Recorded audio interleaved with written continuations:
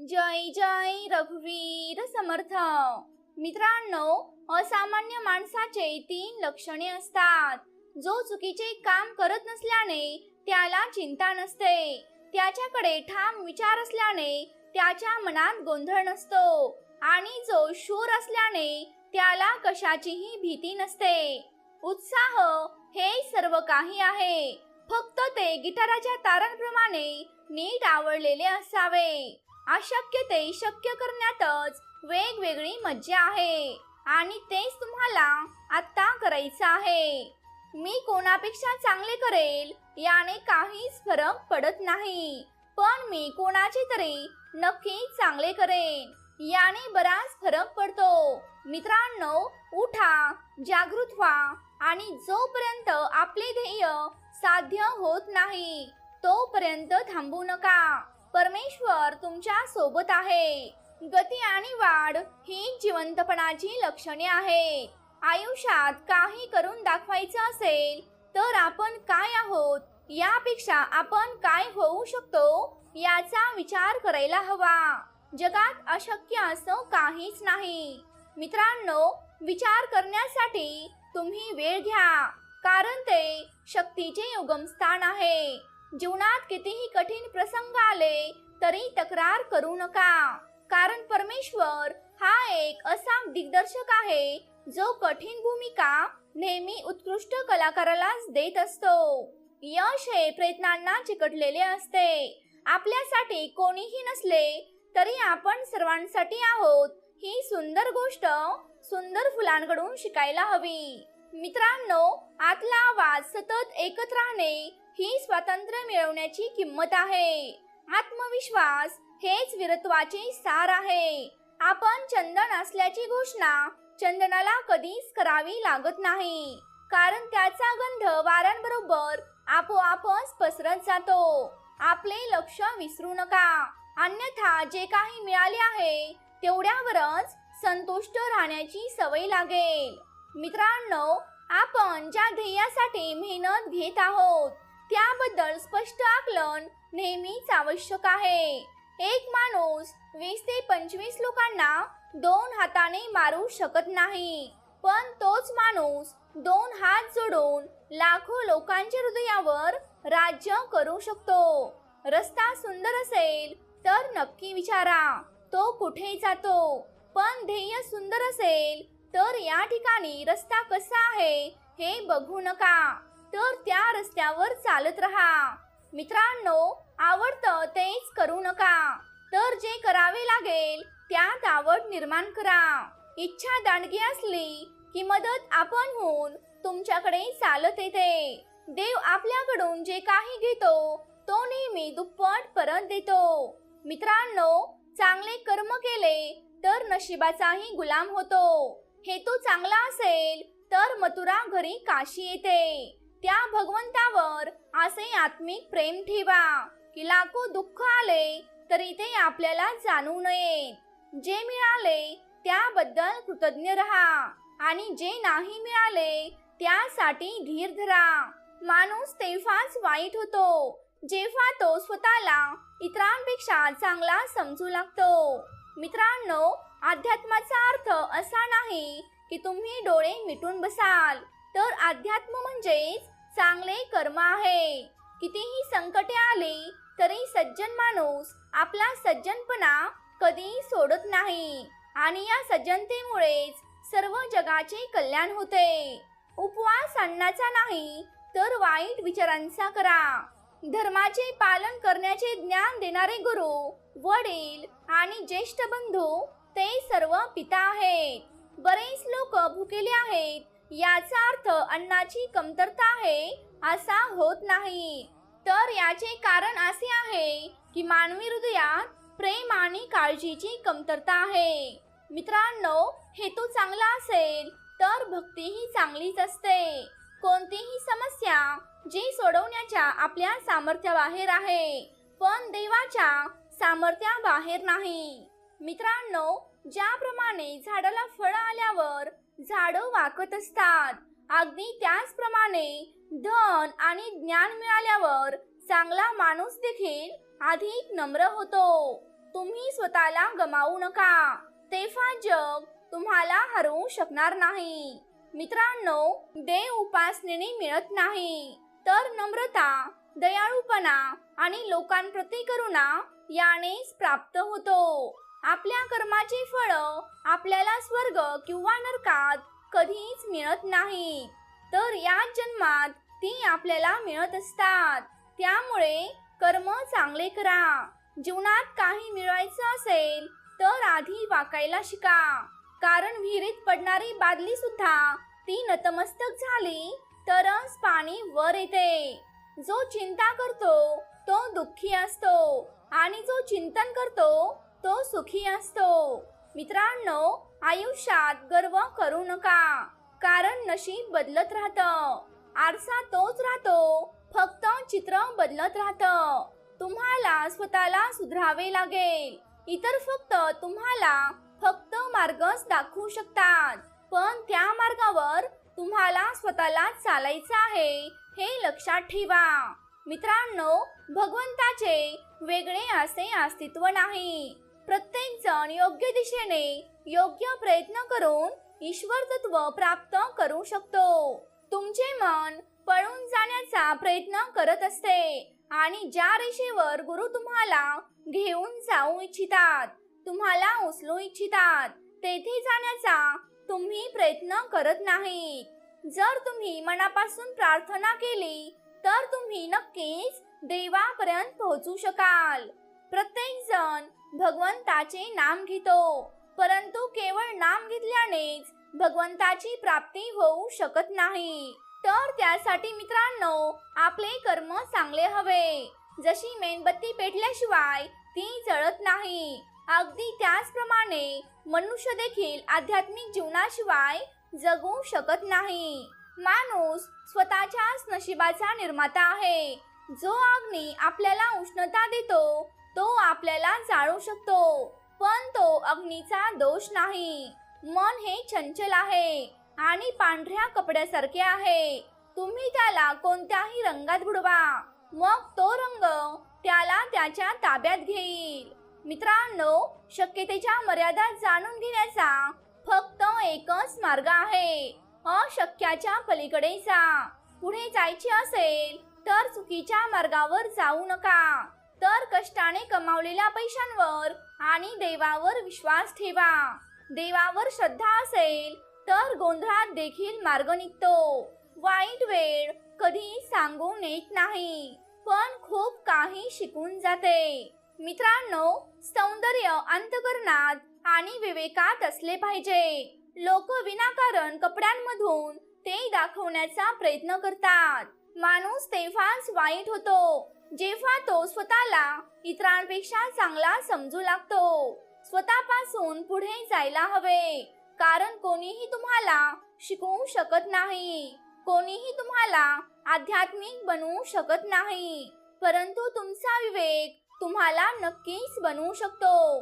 मित्रांनो, आनंद कमावता किंवा परिधान करता येत नाही, किंवा तसेच उपभोगता देखील येत नाही, तर आनंद हा प्रत्येक मिनिटाला प्रेम, कृपा आणि कृतज्ञतेने जगण्याचा आध्यात्मिक अनुभव आहे.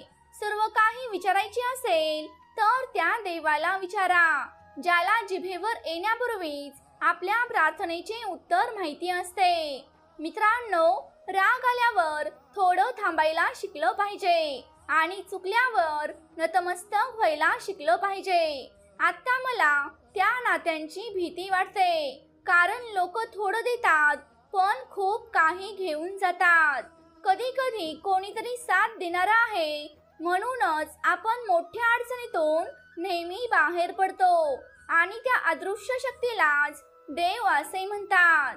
तेव्हा लक्षात ठेवा, जेव्हा हे जग तुम्हाला सोडून जाईल तेव्हा देवाने तुमचा हात धरला आहे हे मात्र विसरू नका. शांत राहिलात तर तुम्हाला उत्तरे सापडतील. दुसऱ्यांशी वाद घातलात तर तुमच्या जीवनात आणखीन प्रश्न निर्माण होतील. मित्रांनो, आजच्या जगात प्रत्येक गोष्ट महाग झाली आहे, पण फक्त एकच गोष्ट स्वस्त झाली आहे, ती म्हणजे मनुष्य. चांगल्या माणसाचे पहिले आणि शेवटचे लक्षण म्हणजे तो त्या लोकांचा देखील आदर करतो जी लोक त्याला वाईट बोलत असतात. वेळ ही एक तराजू आहे. वाईट वेळी आपल्याच प्रियजनांचे वजन सांगते. स्वतःला असे बनवा की तुम्ही कुठेही असाल तर प्रत्येक जण तुमच्यावर प्रेमच करेल. तुम्ही कुठेही गेलात तरी प्रत्येक जण तुमची आठवण काढेल. मित्रांनो, प्रेमाचं माहित नाही, पण आपलीच माणसं मनापासून द्वेष करतात. ज्यांच्या बोलण्याने आपल्याला शांती मिळते त्यांचे मौन आपल्याला मारून टाकते. वाईट वाटलं तरी पण खरंच बोला, पण चांगलं वाटण्यासाठी कधीच खोटं बोलू नका. एक चांगले पात्र तुम्हाला उंचीवर घेऊन जाते, तर एक चांगले चरित्र तुम्हाला नेहमी उंच ठेवते. सहारा आणि प्रेम कितीही चांगले असले तरी एक ना एक दिवस ते सोडूनच जाते. त्यामुळे फक्त आणि फक्त देवावर विश्वास ठेवा. भावनेच्या आहारी जाऊन एखाद्याला आपली कमजोरी सांगणे हा सर्वात मोठा मूर्खपणा आहे. मित्रांनो, जेव्हा हृदयात बसायला कोणीच नसते तेव्हा साथ देणारा माणूस कधीच हार मानत नाही. परिस्थिती कधीच तुमच्या पाठीशी नसते. जेव्हा प्रत्येक कटामागे तुमचीच लोक असतात, ती नशा असो किंवा चुकीच्या माणसाची सवय असो, ती लागली तर आपल्या जीवावर बेतते. कधी कधी चुकीच्या माणसांमुळे आपण सगळ्या जगाला सामोरे जातो. कधी कधी आपल्या मनाला मनवणं हे चांगलं आहे, कारण आता आपला प्रत्येक हट्टीपणा आपल्याला आनंद देत नाही. मित्रांनो, आपण हे कधी समजू शकत नाही की कुणाचं मन किती दुःखातून जातंय. म्हणूनच कधीच कुणाचं मन दुखावू नका. आयुष्यात एकदा तरी वाईट दिवसांना सामोरे गेल्याशिवाय चांगल्या दिवसांची किंमत कधीच कळत नाही. आपला परमेश्वर योग्य वेळ आल्यावर सर्व काही ठीक करणारा आहे. जग तुम्हाला नाव ठेवण्यात व्यस्त असते, पण तुम्ही नाव कमावण्यात व्यस्त राहा.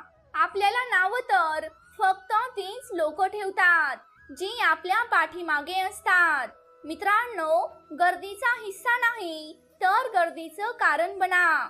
एका वेळी फक्त एकच काम करा, पण असे करा की जग त्या कामाची दखल घेईल. पुन्हा जिंकायची तयारी तिथूनच करायची असते जिथे आपल्याला हरण्याची जास्त भीती वाटते. आपली सावली निर्माण करायची असेल तर ऊन झेलण्याची तयारी आपल्यामध्ये असावीच लागते. ध्येयासाठी आतोनात प्रयत्न करा.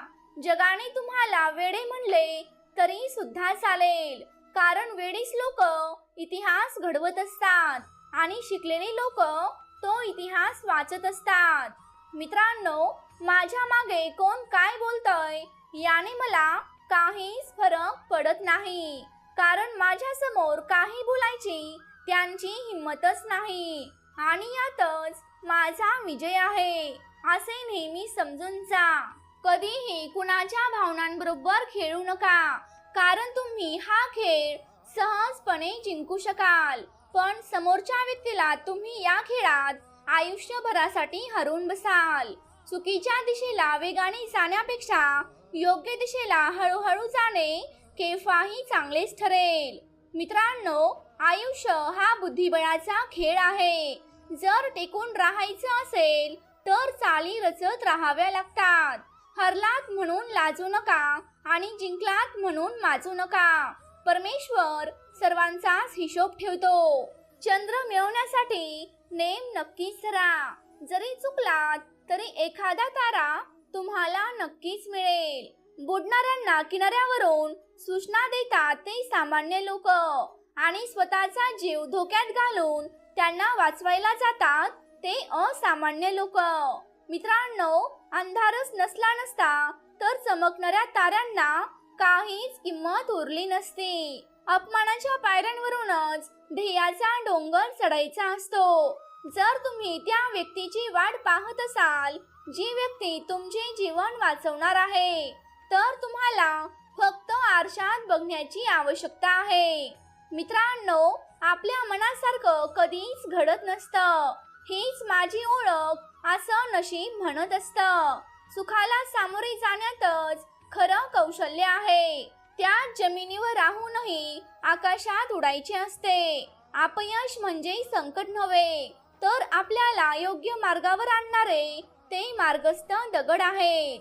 अपयशाने खचू नका, तर अधिक जिद्दी व्हा.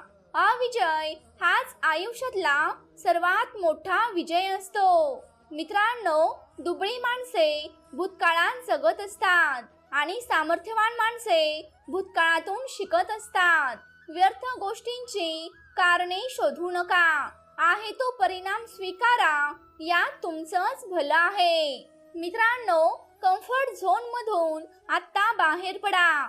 जेव्हा आपण काहीतरी नवीन करून पाहण्यासाठी स्वतःशी तयार असतो आणि तेव्हाच आपण पुढे जाऊ शकतो. स्वतःचा विकास करा. लक्षात ठेवा, गती आणि वाढ ही जिवंतपणाची लक्षणे आहेत. प्रत्येक दिवशी जीवनातला शेवटचा दिवस म्हणून जगा आणि प्रत्येक दिवशी जीवनाची नवीन सुरुवात करा. प्रयत्न करत राहा, कारण अशक्य आणि कठीण हे काही समानार्थी शब्द नाहीत. प्रयत्न करत राहा, कारण सुरुवात नेहमी कठीणच असते, पण परमेश्वराची शक्ती तुमच्या सोबत असते.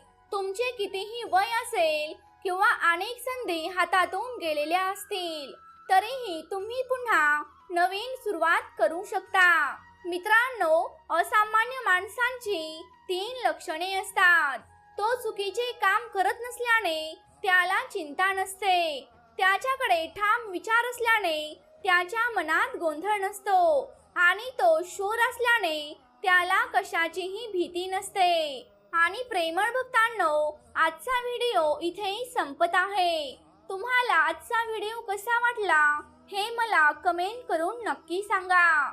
तुम्ही जर आपल्या चॅनेलवरती नवीन असाल तर या चॅनेलला नक्की सबस्क्राईब करा. तसंच ती घंटी देखील वाजवायला विसरू नका, जेणेकरून आपल्या नवनवीन व्हिडिओंचं नोटिफिकेशन तुमच्यापर्यंत लवकरात लवकर पोहोचेल. जय जय रघुवीर समर्थ.